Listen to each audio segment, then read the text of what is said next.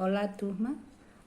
Estou voltando para a gente continuar nossos estudos sobre o material impresso, né, do qual estamos chamando de simulado. Estamos agora fazendo correções.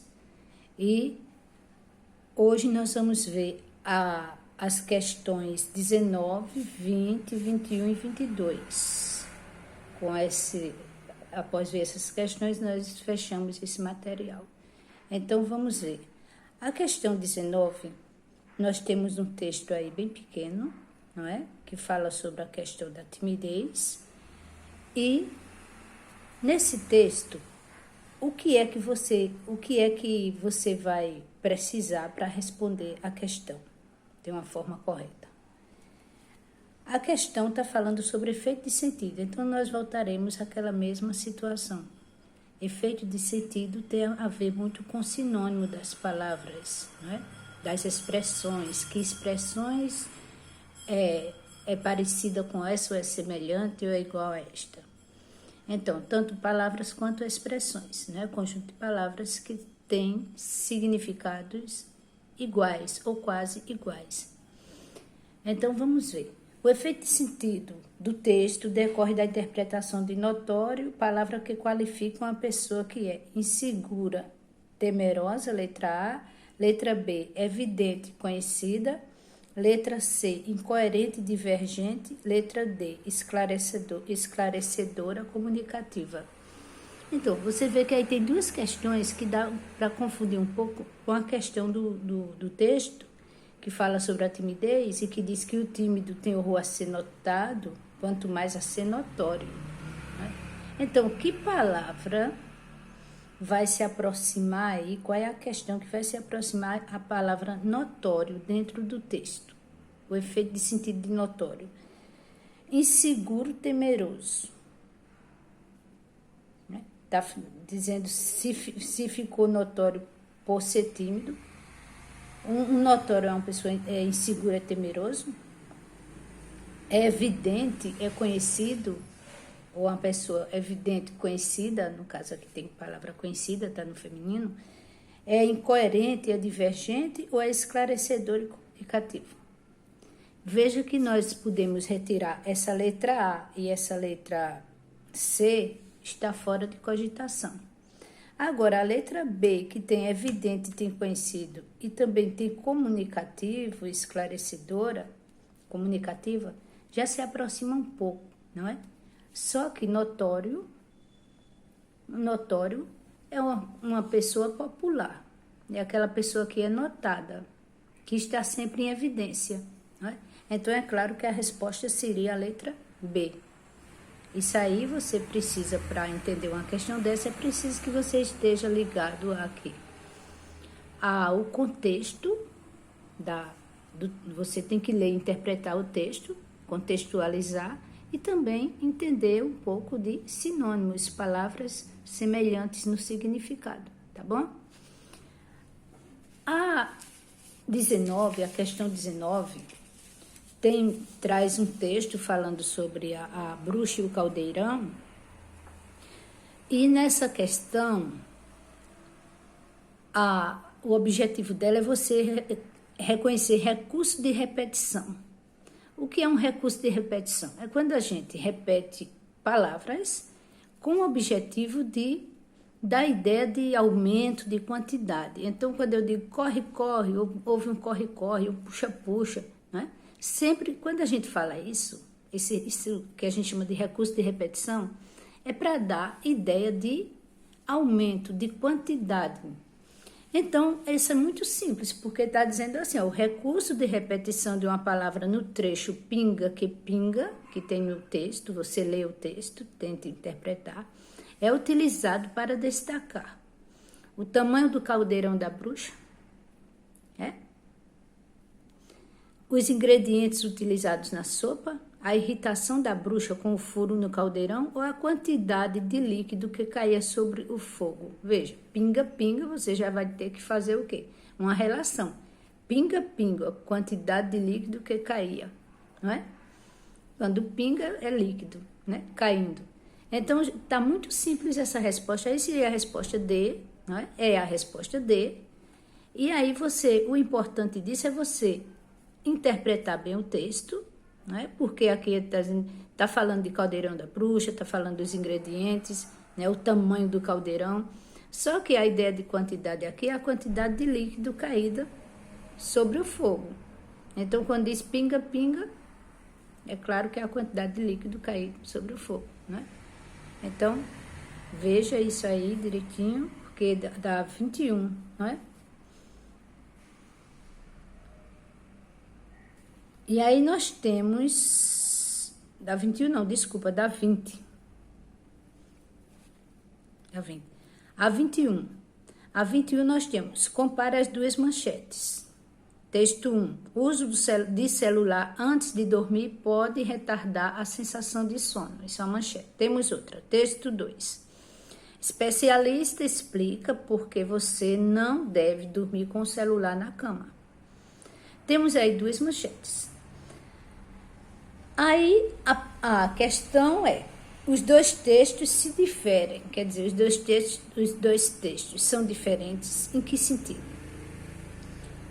Os dois textos se diferem, pois, né? Aí você vai ver que sentido que eles estão diferentes.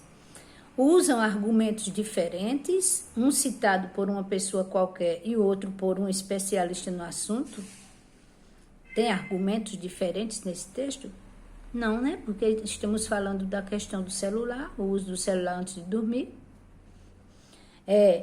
Aborda o assunto de modos diferentes, um com a linguagem mais impessoal e o outro de forma pessoal. Pertence a gêneros textuais diferentes, um é uma manchete de uma notícia e o outro de uma reportagem, também não é. Porque os dois são manchetes. Expõe opiniões diferentes, um é favorável ao uso do celular antes de dormir e o outro é contra esse tipo de uso do aparelho. Se você prestar atenção na manchete, nas duas manchetes, você vai ver que também não é. Então, qual seria a resposta correta? A letra B. Abordam o assunto de modos diferentes, um com a linguagem mais impessoal e o outro de forma pessoal. Mas, professora, o que é linguagem impessoal e o que é linguagem pessoal? Isso é bom que a gente entenda direitinho. O que é linguagem pessoal? A linguagem é pessoal quando o autor se aproxima mais do interlocutor. Existe uma aproximação, né, no uso dos pronomes, de como você vai tratar, com quem você está falando. Veja que nesse texto tem assim, o especialista explica por que você não deve dormir com o celular na cama. Quando o autor escreve dessa forma, ele já traz uma aproximação do seu interlocutor, ele se aproxima do interlocutor. Isso é o que se chama de linguagem pessoal, não é? Quando é impessoal, o autor, ele se distancia um pouco do interlocutor, ele não está com interesse de manter essa aproximação, essa pessoalidade, ele fica distante. No caso, uso de celular antes de dormir pode retardar a sensação de sono. Você veja que houve um distanciamento do autor para o interlocutor, enquanto o outro diz, especialista explica por que você não deve dormir com o celular na cama. Então, veja as diferenças entre linguagem pessoal e linguagem impessoal, não é? A pessoal, ela aproxima mais o interlocutor do autor, ela individualiza, não é, a mensagem fica mais individualizada. É como se você estivesse querendo uma aproximação, individualizar a mensagem. Já a impessoal, não. Ela distancia, ela já diz a mensagem de forma mais genérica, generalizada. Não é? Você veja, o uso de celular antes de dormir pode retardar a sensação de sono. Ela não individualiza a mensagem, ela generaliza. Entendeu? Então, existem essas diferenças aí que a gente pode ir percebendo na questão da linguagem pessoal e na linguagem impessoal. Então, a resposta correta seria a letra B, a letra B, porque abordam o assunto de modos diferentes, um com a linguagem mais impessoal e o outro de forma pessoal. A resposta seria B, viu? É a B, tá bom? Bem, minha gente, vou ficando por aqui. Não, mas temos a 22 ainda, desculpa. Temos a 22. A questão 22. nós temos aí 2 textos também, não é? Ensino à distância não é uma solução, e sim outro problema a ser superado. Você lê o texto e preste bem atenção. Estou lendo o título só. Outro título do texto 2. Educação à distância vale a pena? Veja que pelos títulos já dá para a gente perceber que existe uma diferença, né? Ensino à distância não é uma solução, e sim outro problema a ser superado.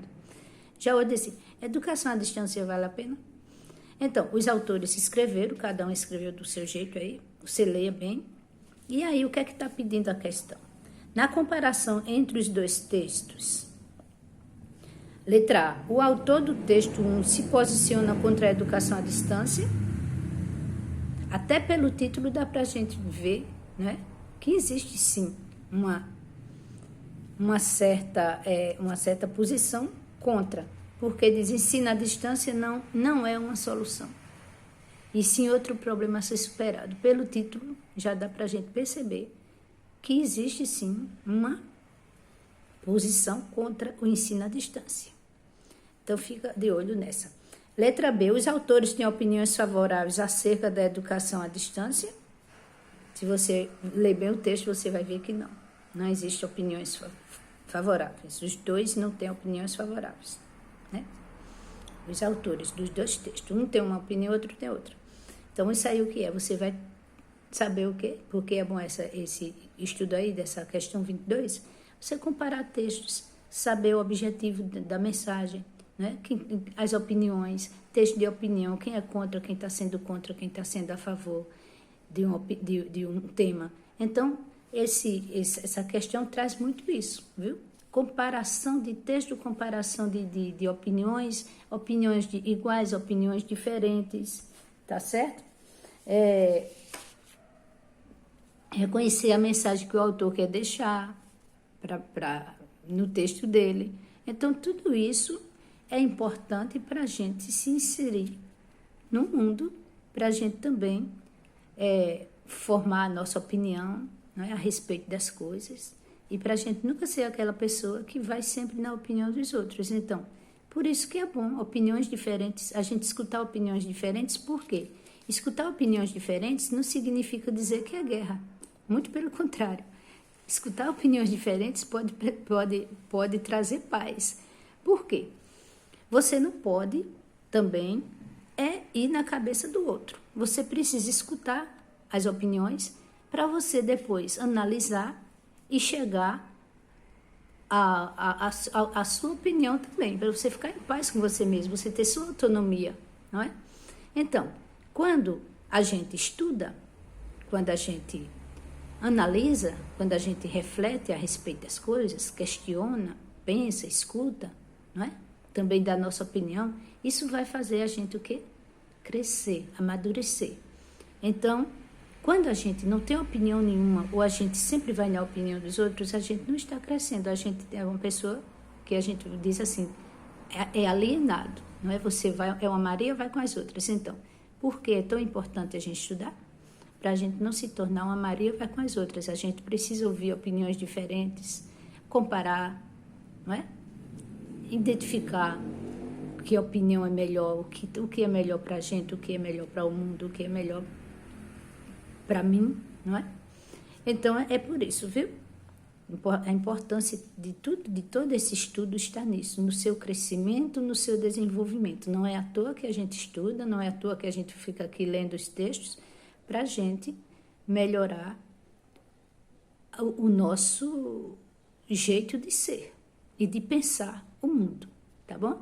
Então, bons estudos. Estamos terminando essa fase aqui desse estudo, desse material impresso. Para a semana, a gente vai ver a questão das leituras, não é? Do nosso projeto Mundo Doce e Colorido da Leitura e da Escrita. Por quê? Vocês estão com os livros de literatura em casa, arranjei um jeito de mandar esses livros para vocês e estou esperando o que vocês vão escrever sobre o que vocês leram, tá bom? Então, espero que vocês leiam bem, que façam bons trabalhos e eu estou aguardando. E quanto a esse material, a gente está fechando hoje, porque são as 22 questões que a gente estudou. Quando eu não estudei aqui com vocês, é porque eu não estava bem da minha garganta, e aí eu tive que mandar de outra forma, por escrito, foi? Então, bom dia e bons estudos. Tchau.